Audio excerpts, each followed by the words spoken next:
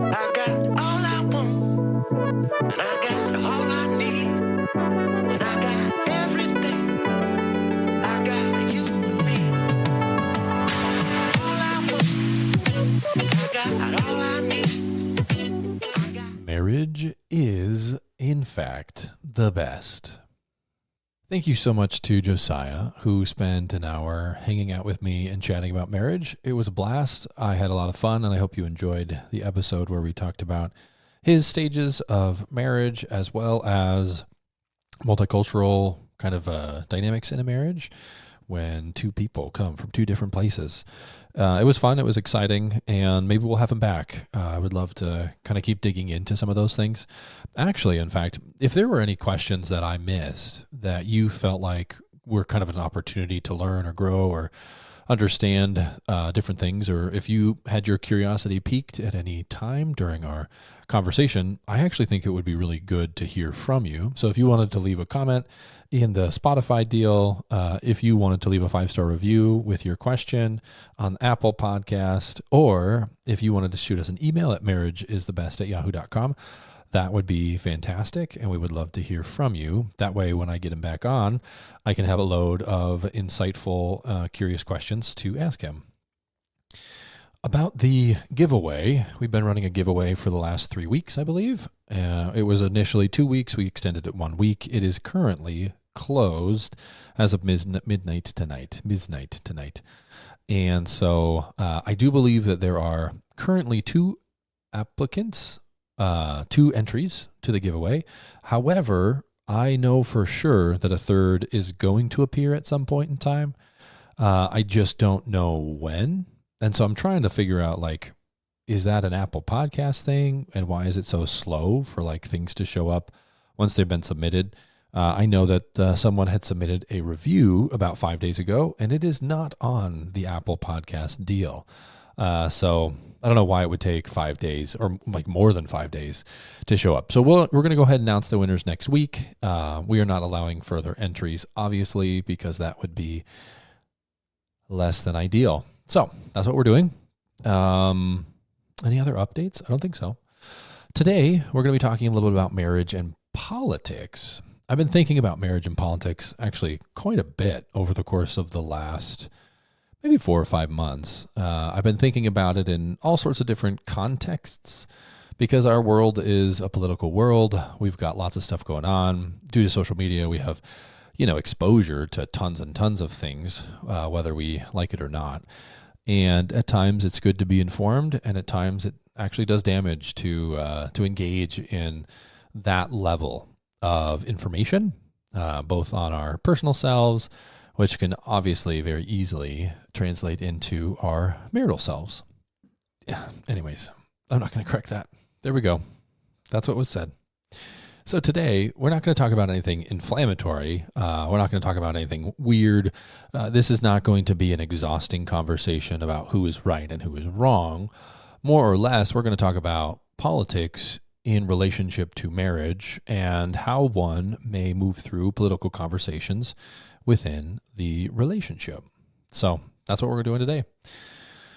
I think first and foremost, when I think about having hard conversations, political conversations, etc., the thing that kind of comes to mind first is the idea of dialogue.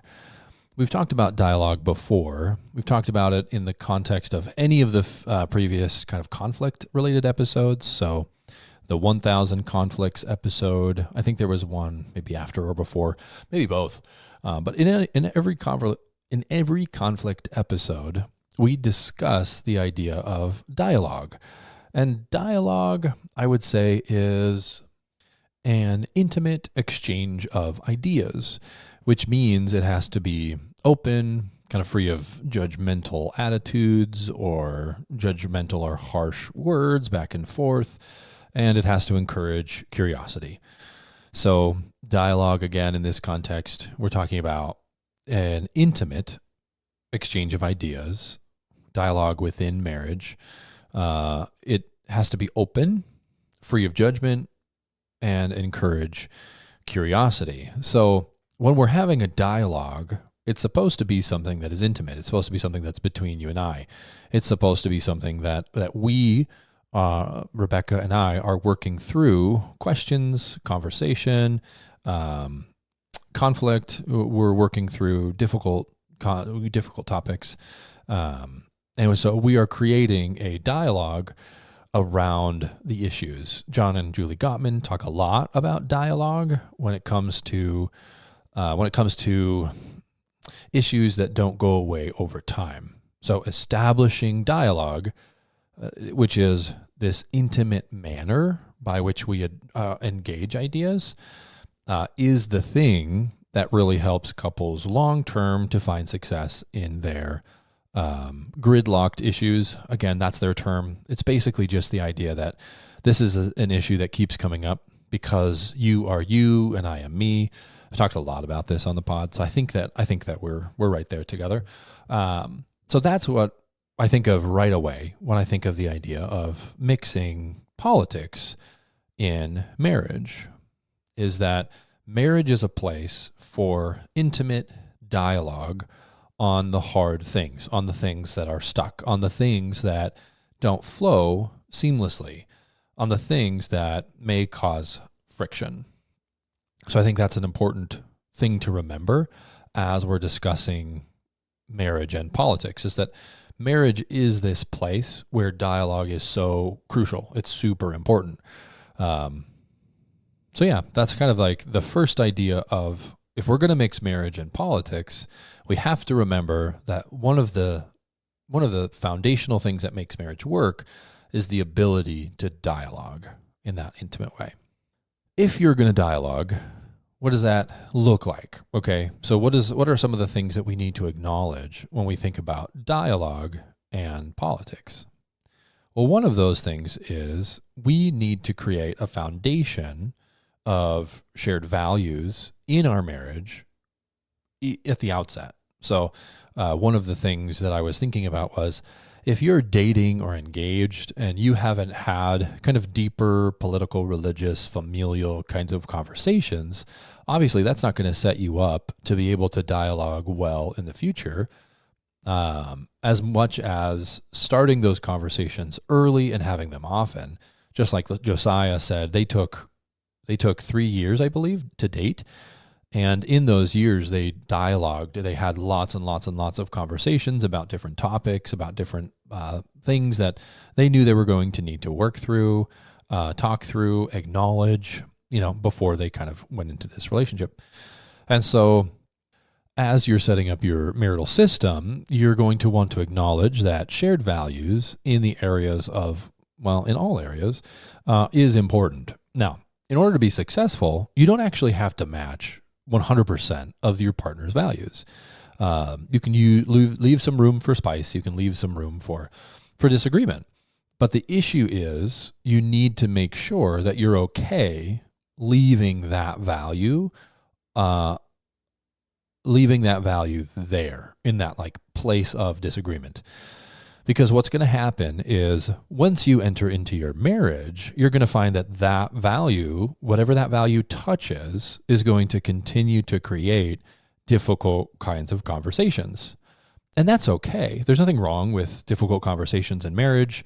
All marriages have them, and it is necessary for marriage to grow and develop, to have these dialogues, to have these conversations. That's kind of in part how marriage develops over time. And so we're not going to avoid having difficult things. We're not going to avoid having, some level of value discrepancy, a difference between you and your partner. How we move through that and how we accept the reality of that becomes really important when it comes to really deep, really emotional, really, really foundational values. Politics is one of those kinds of values that people feel very, very strongly and impassioned and passionately about. Religion is obviously another one that is very important to align well on, because that's going to touch most of what you do in your life, as well, if that's a strong value of yours. Other things would be like making sure that you're near the same page on finances-ish, or you're at least willing to work with one another in that regard. You don't have to be the same kind of financial person, but there's just so many different values, right? And there's so many different things that are going to cause trouble in the future, whether or not you acknowledge them at the time. The issues are going to be created regardless of the work that you do prior on these areas of discrepancy of value. When you have a strong set, a foundational set of shared values, it makes hearing one another on a lot of things much easier. And another thing that makes it easier to do is to remain and establish strong connections. So when you're thinking about like getting into this dialogue of politics in your marriage, one of the things that you need to consider is how connected am I to my partner? And if you think about your partner and you think like we haven't talked for a while, it feels like we're not really on the same page. We are struggling to manage the household well. We're not doing our necessary 20-minute conversations day to day, week to week. We haven't really gotten a date night, and we haven't gotten away.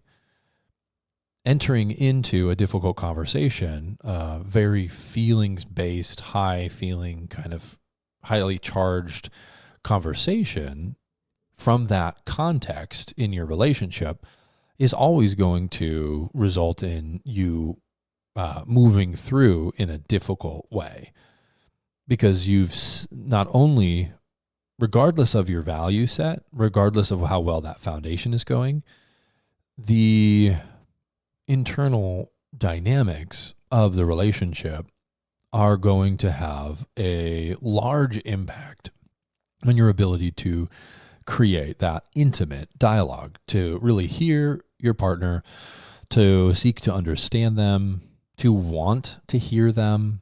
When you're connected and you're engaged, you want to seek to understand more so, even if you're struggling and even if you don't necessarily have the tools, at least you're connected to your partner. And so how you hear them changes. If you're engaging in a conversation with your partner without being connected to them, you're setting up that conversation to be very difficult and to pretty much fail them. And so when you talk about getting into these like deep, difficult issues like politics, when you're connected with your spouse, you're going to have better political conversations. And when you're disconnected from them, it's going to make the conversations much more difficult. So we've got this foundation of values that's important, but let's say one of the values that doesn't work or is difficult in your relationship is your politics. And that's okay. I actually have seen many couples who are not on the same page in this regard. And a lot of them find ways to make it work. A lot of them find ways to talk about it, to engage through it, to acknowledge it, to move through the hard conversations and have success. Next, you've got your connection. We've got the foundation. Are we connected? Once you're connected, it doesn't guarantee that you're having really, really easygoing, fast-flowing, nice, beautiful, kinds of dialogues. It doesn't necessarily mean that your dialogue is all of a sudden in this intimate place. Instead, there are a few more kind of points to consider in order to maximize your effectiveness in engaging and reaching your spouse with your perspective in politics. Another one of the Gottman principles is accepting your partner's influence. Accepting influence is the idea of being an open door to your partner to send and receive messages, thoughts, ideas, connection, things like that. To turn toward them, which is another Gottmanism, to turn toward them and to receive from them those bids for attention, bids for connection, bids for humor, bids for time, bids for love. And when you're turning toward your partner and when you're accepting their influence, these kinds of conversations are going to go much more smoothly. So we want to be an open door to our partner. And this is a very specific and individualized kind of metric. In order to know if you are an open door, you have to be aware enough of your state of mind, of your state of emotion, of your state of heart, to know whether or not you can handle opening yourself up to your partner. And if you are have a great foundation and you're connected to your spouse and you have an open door of influence with your partner, then all of a sudden your ability to engage in political conversations, to engage in conversations about the hot topics of the time, whatever they may be, and as they change, because they always will, is going to greatly improve. When you are open to your partner's influence and you allow their thoughts to come, their feelings to be acknowledged, their passion to be appropriate, and you're able to hear them without becoming defensive or critical, you are going to create an environment where the things that need to be said in your marriage are able to be said. The hard things, the sad things, the failures, the screw-ups, the difficult things. If your partner knows that there's a strong history of you hearing them and being open to them in their influence, then you're going to get a lot more of your partner in the relationship, because you'll be creating an environment where showing up, being you, sharing your thoughts and feelings, no matter how raw, no matter how unrefined they are, if your partner can share those things, you're going to get a lot more of your partner. And our goal in our marriages is for these relationships to last as long as they possibly can, hopefully till death, and for them to be as intimate as they can. And you can have a long relationship without having an intimate one.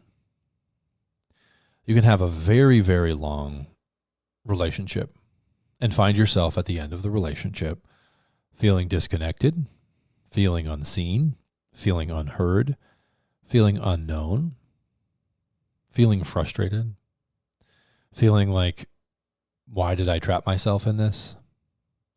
Or you can get to the end of your marriage, end of the relationship, and you can be so intimately and deeply known and accepted despite who you are, despite your flaws, despite the fact that there's lots of areas of disagreement in your relationship.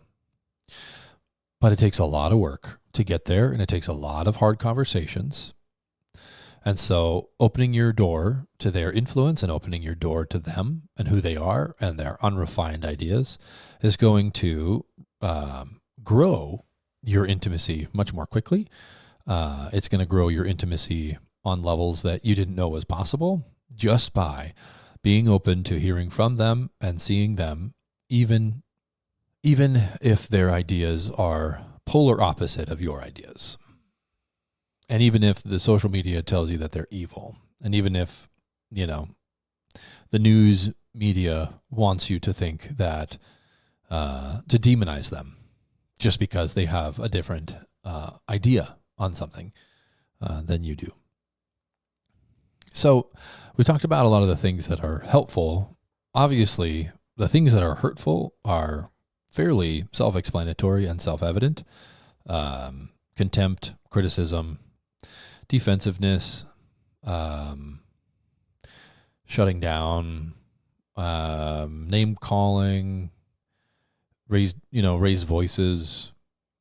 Not that you can't raise your voice. Becca and I have definitely had plenty of raised voice kinds of conversations, because a lot of the political kinds of conversations or financial or whatever the difficult conversation of the day is, they are emotional and they're raw. And part of that kind of openness is giving some level of leeway and grace in your ability to accept where your partner is and their passion or their struggle within whatever kind of conversation is coming up. If your partner becomes contemptuous. So they are attacking you, your character, who you are as a person, and you're feeling disconnected from them, you may want to look at going and either you may want to first and foremost pursue them relationally before you attempt to re-engage in these kinds of conversations. Sometimes leaving some of these conversations out of the relationship will help you to re-engage with who this person is, fall in love with why they are lovely and wonderful and beautiful and fun and intelligent and hardworking. Sometimes it's important and necessary to allow these big, heavy, emotional, fraught topics off the agenda for a little while, so that you can remember who this person is and connect with them, and then try and re-engage later. Now, if this has been going on for a very long time and you don't seem to be able to hear one another on it, you may want to seek some counsel, whether from a mentor or someone that you know that has a phenomenal marriage, to seek counsel from them. You may want to listen to their side of the spectrum or coin, a reasoned voice from the other side, or a more balanced approach or perspective, in order to round your thoughts out, so that instead of coming at this issue or struggle with the perspective of one side, you can start to kind of learn and understand where they're coming from, where their ideas come from. And even if you don't agree with them, at least you would come to an understanding of why or how people come to the conclusion that they're coming to. Sometimes hearing that not from a spouse and doing your own work to understand where those things come from is actually really important to equip you to kind of move through something like that. In episode 52, we talked about the sustainable system that makes marriage work and makes marriage long-term, the daily connections or check-ins, the stress-relieving kinds of conversations, the date night hour or two per week where you just enjoy being with one another. If you're doing those connecting kinds of activities, you're creating a port in the storm for your marriage, which is another Gottman idea. I know this one has been full of them. But the port in the storm is exactly what it means. It means you're coming up alongside your spouse, you're porting with them, you're engaging with them, and that they are actually a source of relief from the stress and the chaos and the struggle of the world. And that's one of the beautiful things about marriage in general, is that it allows you a relationship to kind of anchor you down, port in, and you're able to then face the chaos that the world inevitably throws at us and has been throwing at us for the foreseeable past. There's always been chaotic things going on, and anyone who tells you that this is the most chaotic time ever is probably trying to gin up that kind of chaos for their own benefit, or financially or otherwise. So when you're deeply connected to your partner, the disagreements become opportunities for exploration. They become opportunities to know each other, to be more intimately connected, to feel understood, to feel seen, and to increase your ability to last a very long time in your relationship. Shutting these kinds of conversations down oftentimes can lead to people feeling disconnected. Talking to my friend and coworker, Steve Lutz, who's a brilliant and wonderful and fantastic man, he uses the phrase, and I think he may have gotten it from somebody, maybe Stosny, but he got it from somebody, which is be curious, not furious, I think is how he puts it, which is basically the idea that when you find yourself in a difficult moment with your spouse and you're feeling as though they are either attacking you or coming after you or making you feel a certain way, instead of getting angry or defensive, you want to tune into curiosity. You want to exercise curiosity. Joe Rogan does this so well. You want to look at your spouse and you want to say, I hear what they're saying. I hear the tone that they're saying it in. I don't necessarily like either of those things, but where are they coming from? I need to seek to understand what's going on. Now, that is an incredibly mature angle. It's an incredibly mature approach. But marriage is one of those tools that is used to mature and grow and develop and build us into better and better people over time if we let it. And so our ability to respond in that mature, growed up kind of manner, to engage with our spouses, with their ideas, with who these people are, is blessed by our ability to be curious. It is enhanced. We are enhanced when we're curious. And when we're angry or furious, those are good times to take a break, walk away, table it, go to bed, come back to it, re-engage at another time when your reason can be present and you're able to walk through and talk through a difficult topic. I'm going to attempt to give you an example. We'll see how this goes. Let's set the stage. I think like 10 years ago, Becca came up to me and said, "Hey, there's this thing I've been learning about. And I think I've changed my mind on it. And I want you to know because it's going to impact our lives." And I looked at her and I said some not very kind things that not like hurtful. Well, I guess, they probably were hurtful. Not things that you would say were harsh or abusive, or they were disagreeing things. And they were not the gentlest of things, because I disagreed with the idea that she had presented to me. Good on you, Peter. So we had a conversation about it. Then she continued to learn more about what was going on within this specific topic. And she continued, to her gracious credit, she continued to kind of re-engage me on this area, to enlighten me, to inform me about what she was learning. And I was open, I had an open door to hear what she had to say, even though every single time that I heard something that I disagree with, I would push back. I would push back on claims. I would push back on where the information came from. I would push back on all of these different things. So the second conversation probably went something similar to that, right? Pushing back, trying to understand where the claims were coming from. There was a curiosity, and it wasn't overly contentious, but I guess maybe she would say something else. She might say that it was quite contentious. So let's just go with middle contentious so that we can both be right. But we continued to have that dialogue. We continued to be open to having these kinds of conversations. We engaged in maybe 4 or 5 or 6 different conversations over the period of a good chunk of time. Then the following year, it was about a year later, we had an opportunity to learn more about, more about what we were talking about together. And so we decided to pack up, probably take one of our infants with us, probably. And we went and did a little retreat to learn and understand and engage on this topic. And we had learned a lot over the course of the previous year. And I still was a little cynical, because I tend to be that way.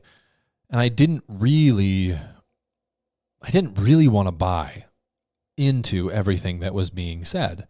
And I didn't buy into everything, but it was very interesting. And I learned a lot, and Becca and I grew from the experience of refining each other's ideas, being open to each other's influence, having a series of conversations over a long period of time where we were challenged to engage in a topic of disagreement, engage in a topic of value discrepancy, and to do it in an open way, to do it in a way that didn't shut down our ability to continue on in that conversation. We stuck with it. We moved through it. we learned a lot. Now, if you ask me, where are we at in that topic now? I would say that our ideas and understanding of the world and within this specific topic is it's in a really, really healthy place where we both are on the same page. We're able to see the world through a similar lens because we did a lot of work in trying to understand each other's perspective, understand where the other perspective came from, and then learning and growing, being able to update my ideas because my wife was, in a transformative way, my wife was challenging preconceived notions that I was carrying for a very long time that needed to be challenged because new information was being presented.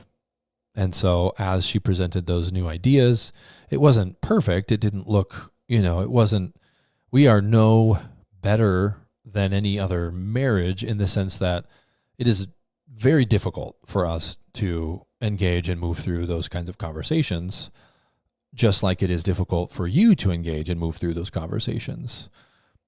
We have allowed so many of those conversations in our marriage, and we have sought to repair the broken ones, and we have sought to stay connected throughout all of the time that we've been married.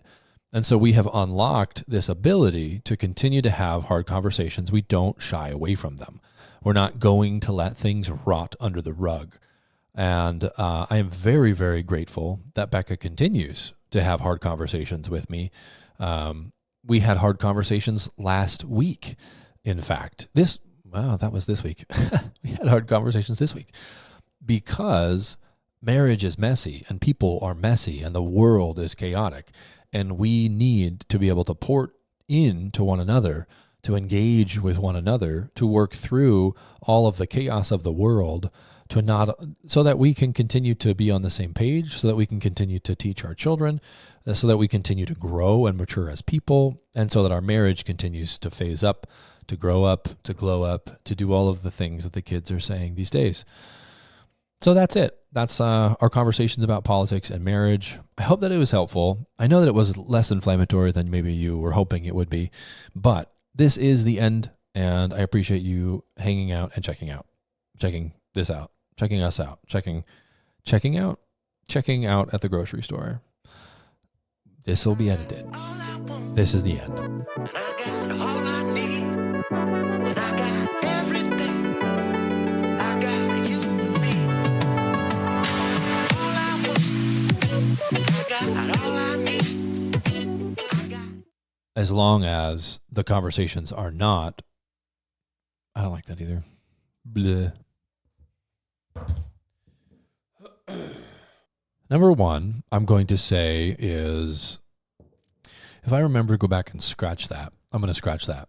Well, number one, I don't like the listing off of that. Instead, I'm going to say,